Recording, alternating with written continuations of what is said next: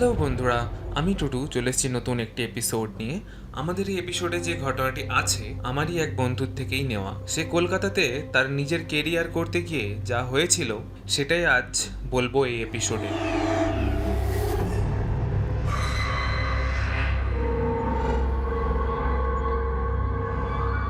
Episode number 3। অভিনব আমায় যেভাবে ঘটনাটি পাঠিয়েছে আমি ঠিক সেভাবেই আপনাদের পাঠ করে শোনানোর চেষ্টা করছি। প্রথমেই বলি, আমার বাড়ি মেদিনীপুর শহরে। সালটা 2018। তখন আমি সবেমাত্র মাধ্যমিক পরীক্ষা দিয়েছি। সেই সময় আমি চিন্তাভাবনা করি যে আমি আর মেদিনীপুরে থাকবো না, কলকাতাতে চলে যাব নিজের কেরিয়ারের জন্য। যেই ভাবনা সেই কাজ। তারপর কয়েকদিন বাদে আমি আমার বাবাকে নিয়ে কলকাতায় শিফট হয়ে যাই। নতুন জায়গা, নতুন পরিবেশ, নতুন কাজ, সব কিছু নিয়ে আমার দিনগুলো বেশ ভালোই কাটে। একদিন আমি কাজ করে বাড়ি ফিরি, তারপর বাড়ির দরজাটা খুলতে গিয়ে দেখি বাড়ির দরজাটা ভেতর থেকে লক করা। যেহেতু আমার সাথে আমার বাবা থাকতো তাই আমি ভেবেছিলাম বাবা হয়তো ভেতরে আছে। তারপর আমি ডাকাডাকি করি বাবাকে। অনেকক্ষণ ধাক্কাধাক্কি করার পর বাবা দরজা না খোলাই আমি ফোন করি বাবাকে। বাবাকে কল করে বলি, দরজাটা খোলো, আমি বাইরে আছি। বাবা তখন বলে, আমি তো বাড়িতে নেই, অনেকক্ষণ আগে বেরিয়েছি। বাবার ফোনটা কেটে আমি ভাবলাম এটা কিভাবে সম্ভব, ভেতর থেকে আবার দরজাটা লক হয়ে যায়। তারপর আমি এইসব ভাবনা ছেড়ে দিয়ে দরজাটা খোলার চেষ্টা করি। জোর করে ধাক্কাধাক্কি দিয়ে বাড়ির ভেতরে ঢুকি। তারপর সব ভালোই চলতে থাকে। কিছুদিন যেতে না যেতেই আবার সেই একই রকম ঘটনা। দরজা ভেতর থেকে আবার লক হয়ে যায়। একই রকমভাবে দরজা জোর করে ধাক্কা দিয়ে বাড়ির ভেতরে ঢুকি।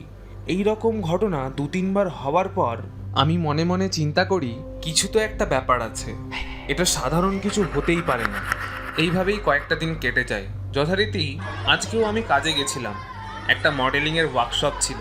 সব কাজ সেরে আমি বাড়ি ফিরি তখন সন্ধে 7টা বাজে। আমার ওয়ার্কশপটা বেশ ভালোই গেছিল, আমার মনটা অনেক খুশি ছিল। আমি স্নান করতে গেলাম, স্নান করে ফ্রেশ হয়ে বিছানায় এসে বসলাম। তারপরই বাবার ফোন আসে। শোন বাপি, আজকে আমি বাড়ি ফিরতে পারবো না। তুই ঠিক মতন খাওয়া দাওয়া করে দরজা লাগিয়ে ঘুমিয়ে যাস, আর বেশি রাত করবি না, তাড়াতাড়ি ঘুমিয়ে পড়বি। আমি বলি, ঠিক আছে বাপি, তুমি চিন্তা করো না, আমি ঠিক সময় মতন ঘুমিয়ে পড়ব। আমার বই পড়া শেষ হলো তখন ঘড়িতে বাজে রাত্রি 10টা। আমি নিজের বিছানাটাকে ভালোভাবে গুছিয়ে এবার ঘুমিয়ে যাব। কিছুক্ষণ বিছানাতে বসেছিলাম, তখন হঠাৎ শুনতে পাই বাথরুমের ভেতর থেকে আসছে জল পড়ার শব্দ। বাথরুমে গিয়ে দেখি কলের নলটা খোলা আছে। আমি ভাবলাম হয়তো স্নান করার সময় ঠিকভাবে কলটা লাগানো হয়নি। কলের নলটা এঁটে দিয়ে আমি আবার বিছানাতে চলে এলাম। আস্তে আস্তে করে আমার ঘুমটা যে কখন চলে এলো আমি বুঝতেও পারিনি। আমি অঘোর ঘরে ঘুমাচ্ছিলাম, কোনো জ্ঞানই ছিল না। হঠাৎ কানের মধ্যে বেজে আসে আবার সেই একই জল পড়ার শব্দ। আমি বাথরুমে গিয়ে দেখি কল তো লাগানো আছে, আমি তো এইমাত্র লাগিয়ে দিয়ে এলাম, আবার কিভাবে জল পড়ছে? এমনিতে কোনো কিছুকে আমি ভয় পেতাম না, কিন্তু সেই দিন আমার গায়ে একটু কাঁটা দিয়ে উঠল। তখন আমি হঠাৎ গেলাম করিডোরে। কি মনে হলো যে বেসিনের কলটা যদি খোলা থাকে। আমি গিয়ে দেখি সত্যি বেসিনের কলটা খোলা ছিল। বেসিনের কলটা এঁটে দিয়ে বিছানাতে গিয়ে আবার ঘুমিয়ে পড়লাম। পরের দিন সকাল হলো, বাবাও এলো। বাবাকে আসতে সব ঘটনাটা খুলে বলি। বাবা বলে, তুই ঠিকভাবে হয়তো কলগুলো লাগাসনি, তাই এরম হচ্ছিল। আমিও বাবার কথা মতো সেটাই বিশ্বাস করে নিলাম। আর আমি কোনো দিন অলৌকিক বা ভৌতিক জিনিসে বিশ্বাস করতাম না, তাই আমার সাহস বরাবরই একটু বেশিই ছিল। এরমভাবেই কয়েকটা দিন কেটে যায়। আমার কাছে এইসব জিনিসগুলো এখন সাধারণ বলেই মনে হচ্ছিল। আমি আর ভয় পেতাম না এসব কিছুতে। একদিন আমি রাত্রিবেলা ঘুমিয়েছিলাম, তখন দেখি আমার করিডোরের দরজাটা হঠাৎ কেউ ধাক্কা দিচ্ছে। আমি তো এবার রেগে গিয়ে আমার মাথার সামনে থাকা মোটা লম্বা লাঠি নিয়ে গেছি। দরজা খুলে জোর করে চিৎকার করে বলি, কে আছিস আয় তো, সবাইকে দেখে নিচ্ছি আমি, আর ভালো লাগে না। কিছুক্ষণ ওখানে ঘোরাঘুরি করে দেখলাম কোথাও কেউ নেই। আমি ভাবলাম হয়তো হাওয়া দিচ্ছিল, কিন্তু তখন কোথাও কোনো হাওয়া দিচ্ছিল না। কাউকে কোথাও দেখতে না পেয়ে আমি চলে আসি আবার ঘুমোতে। তখন শুনতে পাচ্ছি আমি কারো হাঁটাহাঁটি করার আওয়াজ, যেন কেউ ছোটাছুটি করছে। আমি এইসব বিষয়ে কান দিলাম না, ঘুমিয়ে পড়লাম সেই দিন। কয়েকদিন পর আমার ঠাম্মা এলো আমাদের বাড়িতে আমাদের দেখার জন্য। আমরা কোথায় আছি, কিভাবে আছি, এই সব কিছু আর কি। সেদিন ঠাম্মা আসবে, আমি ঠাম্মাকে আনতে গেছিলাম। ঠাম্মা সেদিন বাড়ি আসবে, আমি ঠাম্মাকে সেখান থেকে নিয়ে এলাম। ঠাম্মা আমাদের জন্য রান্নাও করলো।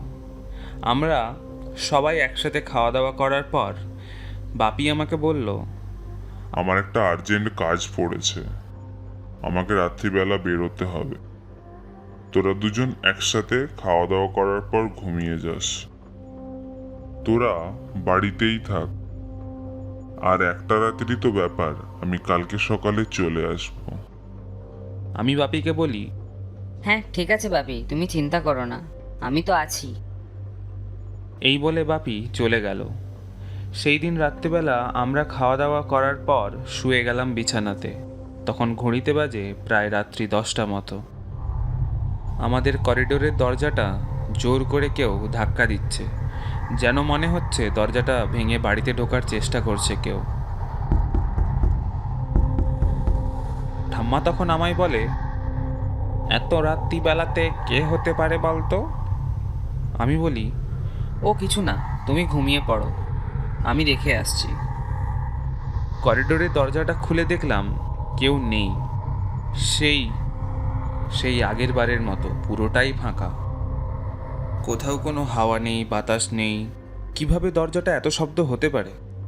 তখন আমি ঠাম্মাকে এসে বলি, আরে ও হাওয়া দিচ্ছিল হয়তো, ওই জন্য এরকম আওয়াজ হচ্ছিল। তুমি চিন্তা করো না, ঘুমিয়ে যাও। আমি ব্যাপারটা ঠিক বুঝতে পেরেছিলাম, কিন্তু ঠাম্মাকে বুঝতে দিইনি। আমরা হলাম ব্রাহ্মণ। আমার ঠাম্মাও কিছুটা এইসব ব্যাপার বুঝতে পারে। তাই সকাল হতে না হতেই ঠাম্মা আমাকে বলে, বাবান, এই ঘরটা ভালো না, যত তাড়াতাড়ি পারবি ছেড়ে দিবি। আমি ঠাম্মাকে হেয় করে উড়িয়ে দিয়ে বললাম, আমি ওসব কুসংস্কার মানি না, তুমি ছাড়ো তো। কাল কোনো কারণে একটু আওয়াজ শুনেছো বলে এরকম বলছো, তোমাকে নিয়ে আর পারবো না। ঠাম্মা বলে, আমি বাড়ি যাব, এখানে থাকতে পারবো না, আমাকে বাড়ি ছেড়ে দিবি চল। ঠাম্মার কথা মতন ঠাম্মাকে আমি বাড়ি ছেড়ে দিয়ে আসার ব্যবস্থা করলাম, এবং ঠাম্মাকে বাড়ি ছেড়ে দিয়ে আমি চলে এলাম আবার কলকাতাতে। এই যে এত সব ঘটনা ঘটছে, সেগুলো আমি আমার দিদিকে কিছুটা জানিয়ে রাখতাম। যা কিছু হতো না কেন আমার সাথে, তার পুরোটাই দিদি জানতো। একবার আমার দিদি আর ভাই আর কাকিমা কলকাতায় আসে ভিক্টোরিয়া দেখার জন্য। সেদিন ওরা সবাই আছে। রাত্রিবেলাতে কেউ ঘুমোতে পারেনি। কখনো জল পড়ার শব্দ, কখনো হেঁটে চলে যাওয়ার শব্দ, বা কখনো দরজা ধাক্কার শব্দ। এসব শব্দে সারা রাতের ঘুম উড়িয়ে দিয়েছিল আমাদের। কাকিমা তো হনুমান চালিসা চালিয়ে সারা রাত জেগেছিল। পরের দিন সকাল হতে না হতেই তাড়াতাড়ি বাড়ি ছেড়ে দিয়ে এলাম এদের। আমার সাথে এরকম কিছু হতেই থাকতো, তাই আমি আর এসব জিনিসে ভয় পেতাম না। এখন স্বাভাবিক বলেই মনে হতো আমার। একদিন আমার ধুম জ্বর হয়, আমি বাড়ি চলে আসি। বাড়ি মানে মেদিনীপুরে। 7 দিন মতন জ্বর থাকায় বাড়ির সবাই আমাকে হসপিটালে ভর্তি করে। ওখানে বিভিন্ন ধরনের রিপোর্ট করা হয়, কিন্তু কোনো রিপোর্টেই কোনো কিছু ধরা পড়েনি।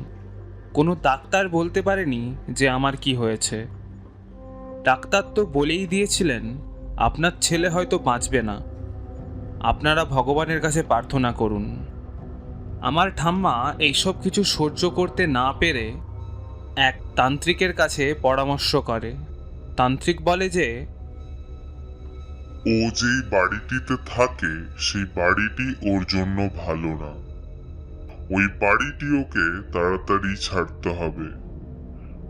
আমি একটা মাদুলি দিচ্ছি আপনাকে, আপনি আপনার নাতিকে পরিয়ে দেবেন, দেখবেন ওর জ্বর কমে গেছে। সেই তান্ত্রিকের কথা মতো ওই মাদুলিটি আমি পরলাম এবং মাদুলিটি পরার 24 ঘন্টার মধ্যেই জ্বর কমে গেল। হসপিটালের সব ডাক্তার অবাক হয়ে গেছিল। আমি হসপিটাল থেকে বাড়ি এলাম।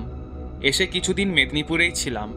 নিজের শরীর পুরোপুরি সুস্থ হওয়ার পর কলকাতায় গিয়ে প্রথমে ওই বাড়িটি ছেড়ে দেওয়ার চিন্তাভাবনা করি, এবং বাড়িটি ছেড়ে দেওয়ার আগে আমি একটু যাচাই করে যেটা জানতে পারলাম সেটা হলো, আমি যে আগের রুমটিতে ভাড়ায় থাকতাম সেই রুমটিতে আগে যিনি ভাড়ায় থাকতেন তিনি ওই করিডোরে আত্মহত্যা করেন।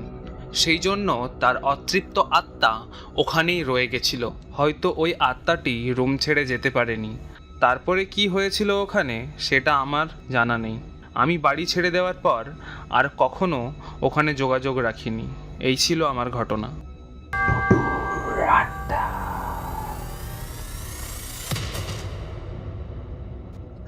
ওয়াও, একটা দুর্ধর্ষ ঘটনা আমরা এক্ষুনি শুনে নিলাম। অভিনবর সাথে সত্যি এই যে ঘটনা ঘটেছিল এটা আমি তার কিছুটা হলেও প্রমাণ রয়েছি, কারণ কোনো এক সময় আমরা ওর বাড়িতে, মানে কলকাতার বাড়িতে, আমি, রিক, আমাদের যে ফ্রেন্ডস গ্রুপটা ছিল, আমরা দুজন গেছিলাম, গিয়ে ওখানে ছিলাম। সেই সময় আমাদের সাথেও কিছু ফিজিক্যাল অ্যাক্টিভিটি হয় যেগুলো আমরা অনুভব করতে পারি, কিছুটা আমরাও বুঝতে পারি। আর ওর যখন জ্বর হয় তখন আমাদের মেদিনীপুর হসপিটালেই ও ভর্তি থাকে। তখন আমরাও গিয়ে ওকে দেখে আসি যে ও কী অবস্থায় ছিল। আর এটা সত্যিই একটা অবিশ্বাস্য ব্যাপার যে একটা মাদুলিতে কারোর জ্বর ভালো হয়ে যাচ্ছে। আমাদের টুটুর আড্ডা চ্যানেল কোনো কুসংস্কারে বিশ্বাস করে না এবং কুসংস্কারকে বিশ্বাস করতেও বলে না। বিশ্বাস করা কি না করা এটা পুরোপুরি আপনার ওপর নির্ভর করে। আমাদের টুটুর আড্ডা চ্যানেলে যে সমস্ত ঘটনাগুলি শোনানো হয় এগুলি কারোর জীবনে ঘটে যাওয়া সত্য ভৌতিক ঘটনা, কিন্তু কোনো ঘটনার সত্যতা যাচাই করা হয় না। তাই ঘটনাটি আনন্দ উপভোগ করার জন্যই শুনুন। আর আপনাদের কাছেও যদি এরকম অলৌকিক সত্য ঘটনা থেকে থাকে বা ভৌতিক সত্য ঘটনা থেকে থাকে তাহলে আপনারাও পাঠিয়ে দিন আমাদের এই নাম্বারে 6295676031। আপনাদের ঘটনাও যদি আমাদের ভালো লাগে তাহলে আপনাদের ঘটনাও শোনানো হবে আমাদের এই চ্যানেল টুটুর আড্ডাতে।